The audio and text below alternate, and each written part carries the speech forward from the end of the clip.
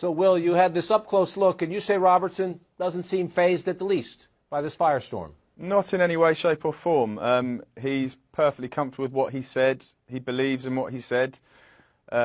He's got steadfast religious beliefs that aren't going to be affected by anyone. I don't think what you, me, any network says is going to make any difference to what he believes, to be quite frank, and he doesn't see it as anything hugely controversial. He doesn't think it's at all controversial? Well, I mean, obviously he's aware of what's been going on around him and has seen the media reaction, but from his perspective, he's simply saying what he believes. He's spreading the word of someone that, you know, a higher power. And, you know, the fundamental issue is that, from my limited experience down there, it seemed as though the vast majority of the local population concurred with him and agreed with him. You say concur and agree with him. Actually, give us a little bit more insight. You say the people in church actually refer to this controversy as a blessing. How so? Well, they're a hugely religious community, firstly, and they see this as an opportunity to spread their message, a message that they firmly believe in. It's given them a forum and a platform by which to spread the word of God as they see it anyway. I want you to take us inside. You're invited to attend a small Bible study group, and it was led by Robertson there at the church. Take us inside that room. I was shown up to a small classroom, I suppose you could describe it as, upstairs, and Mr. Robertson was in there in full camouflage gear. Several of his friends were there, that also fully bearded with camouflage on. They were incredibly friendly, welcoming, interested to know what I was doing there, where I was from, etc. And then, after 10 minutes of preliminary conversation, he started this Bible study group, which went on for about 45 minutes, referencing me on a number of occasions. It was interesting.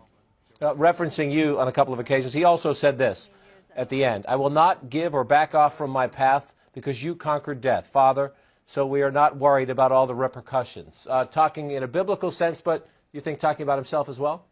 Yeah, well, it was a prayer. I mean, he was saying a prayer that he had come up with off the top of his head. I mean, it was something that he'd, you know, that they do a lot of these things sort of ad hoc, on an ad hoc basis, and that was a prayer that was obviously specific to what had happened the previous week. I mean, it obviously has connotations beyond that, but I think it was directly in reference to the controversy in the firestorm of last week. And so after the Bible study class, Robertson joined the congregation. It's about 1,000 people for the Sunday service. And you say he was ushered out of the church through a back door about 10 minutes before the service ended. You think to avoid the media? Well, I think so. That's the slight paradox in this, in that obviously I was invited in and they were very welcoming, but by the same token they did seem to be taking measures to avoid him being accosted by anyone from the media. I think also they were potentially concerned about protests or anything like that from a non-media perspective. Obviously what he said has upset a number of people. So yes, he left 10 minutes earlier, you know, relatively casually, but it was very much a concerted effort, I think, to get him away before he could be spoken to by anyone else. For transparency's sake here, why do you think he spent a little bit of time with you, and did the Daily Mail pay for the interview or access of any kind?